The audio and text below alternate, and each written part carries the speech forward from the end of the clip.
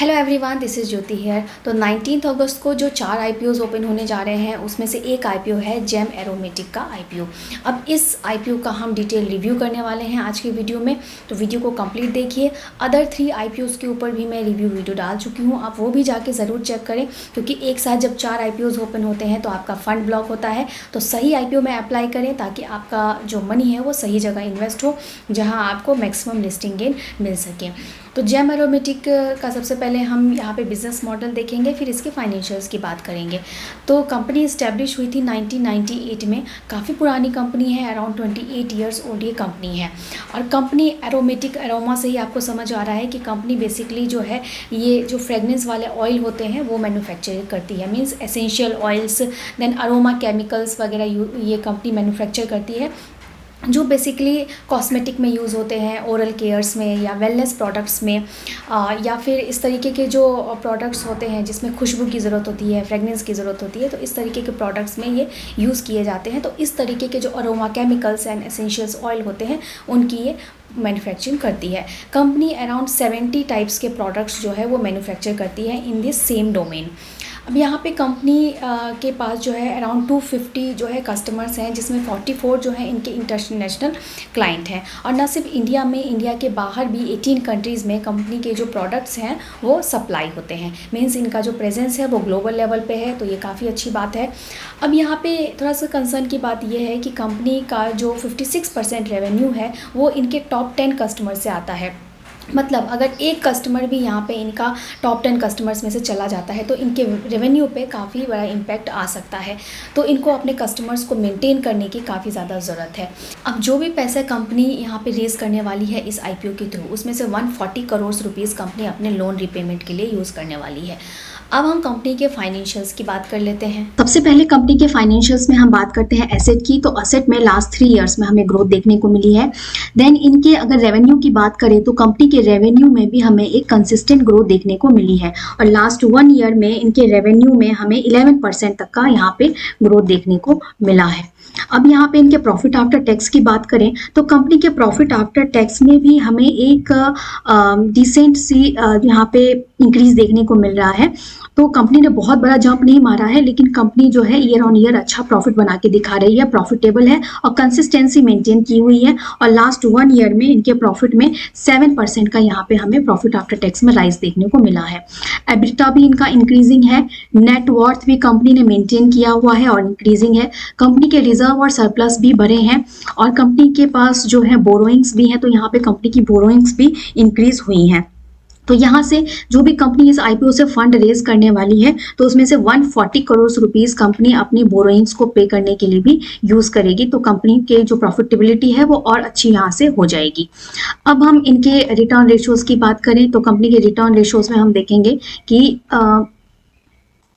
इनका ROE 18.80% का है, ROCE 16.02% का है। तो मतलब कंपनी के जो रिटर्न रेशियोज हैं वो भी हेल्दी हैं, 15% से ज़्यादा है। अब डेट इक्विटी रेशो कंपनी के पास बहुत ज़्यादा डेट नहीं है, तो यहाँ पे अगर आपने देखा होगा कि इनके रिजर्व के कंपैरिजन में कंपनी का जो बोरोइंग्स है वो काफ़ी कम है, और इसके बावजूद भी कंपनी अपने बोरोइंग्स को ये जो फंड रेज होने वाला है उससे कम करने वाली है। तो यहाँ पे कंपनी ऑलमोस्ट जो है वो डेट फ्री हो जाएगी। अब इनके अदर रेशियोज की बात करें तो डेट इक्विटी रेशो 1 से कम है, रिटर्न ऑन नेटवर्थ 18.80% है, पैट मार्जिन कंपनी का अच्छा है, और एबिटा 17.55 है। मतलब इन शॉर्ट हम बोल सकते हैं कि कंपनी के फाइनेंशियल्स जो है वो हेल्दी हैं। अब इस आईपीओ की डिटेल्स की हम बात कर लेते हैं। तो इनके आईपीओ की डिटेल्स की बात करें तो 19 अगस्त को ये आईपीओ जो है वो ओपन होगा और 21 अगस्त को ये क्लोज हो जाएगा। तो इस आईपीओ में आप अप्लाई करते हैं तो 21 अगस्त को ये क्लोज हो जाएगा, 22 को इसका अलॉटमेंट का रिजल्ट आ जाएगा।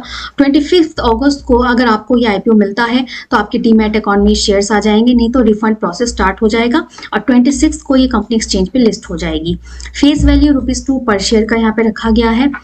प्राइस की बात करें तो 325 पर शेयर इस आईपीओ का प्राइस रखा गया है। एक लॉट में 46 शेयर्स रहेंगे, और यहाँ पे इस आईपीओ का जो टोटल साइज है वो 451.25 करोड़ का है, जिसमें से 175 करोड़ का फ्रेश इशू है, और ऑफर फॉर सेल यहाँ पे 276 का है। तो ज़्यादा पोर्शन जो है यहाँ पे ऑफर फॉर सेल का ही रखा जा रहा है। तो बेसिकली जो फ्रेश इशू का पोर्शन है वो काफ़ी कम है, मेन जो कंपनी पैसा रेज करने वाली है तो ज़्यादातर जो उसका अमाउंट है वो अपने यहाँ पे फंड को ही यहाँ पे यूज़ करने वाली है अपने लोन रिपेमेंट के लिए। अब 175 करोड़ रुपीस कंपनी रेज कर रही है, उसमें से 140 करोड़ ये बता रही है कि वो अपने लोन की रिपेमेंट के लिए ही यूज़ करने वाली है। और बाकी का जो यहाँ पे ज़्यादा पोर्शन है तो जो पुराने प्रोमोटर्स हैं वो अपने स्टेक्स को सेल करके जा रहे हैं। तो ये जो आईपीओ की सारी डिटेल्स हैं। 135 crore rupees company anchor investor से ऑलरेडी रेस कर चुकी है। अब बात करते हैं इसके ग्रे मार्केट प्रीमियम की। तो ग्रे मार्केट प्रीमियम में फिलहाल इसका रेट चल रहा है 20 का, जिसके बेसिस पे यहाँ पे 6% तक की लिस्टिंग एक्सपेक्टेड है।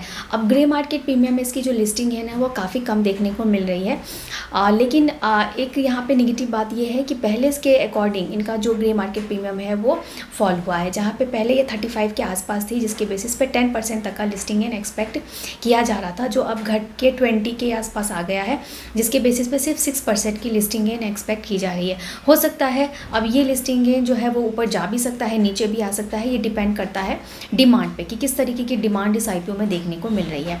लेकिन अगर कंपैरिजन करें कि कौन सा आईपीओ जो है, ये जो 4 आईपीओ एक साथ 19 को ओपन होने जा रहे हैं, कौन सा बेटर रहने वाला है, सबसे ऊपर मैं रखना चाहूँगी यहाँ पे विक्रम सोलर को, क्योंकि विक्रम सोलर का जो बिज़नेस मॉडल है वो भी अच्छा है, कंपनी फाइनेंशियली भी अच्छी है और यहाँ पे आपको 20% तक की लिस्टिंग गेन जो है वो एक्सपेक्टेड है। देन सेकंड नंबर पे आता है पटेल रिटेल का आईपीओ, क्योंकि यहाँ पे आपको 15% तक का लिस्टिंग गेन एक्सपेक्ट किया जा रहा है। देन आप श्री जी का आईपीओ यहाँ पे ले सकते हैं और लास्ट में आता है जेम एरोमेटिक का आईपीओ।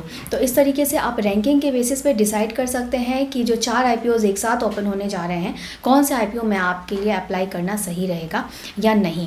और अगर हम इस आईपीओ की बात करें जेम एरोमेटिक के लिए, तो 6% तक का लिस्टिंग गेन आज की डेट में यहाँ पे एक्सपेक्टेड है।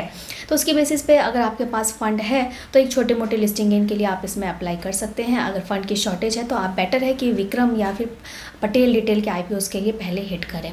तो आई होप इस वीडियो से आपको काफ़ी इन्फॉर्मेशन मिली होगी और ऐसे ही वीडियोज़ के लिए चैनल को सब्सक्राइब करके रख लीजिए और बने रहिए। Thank you.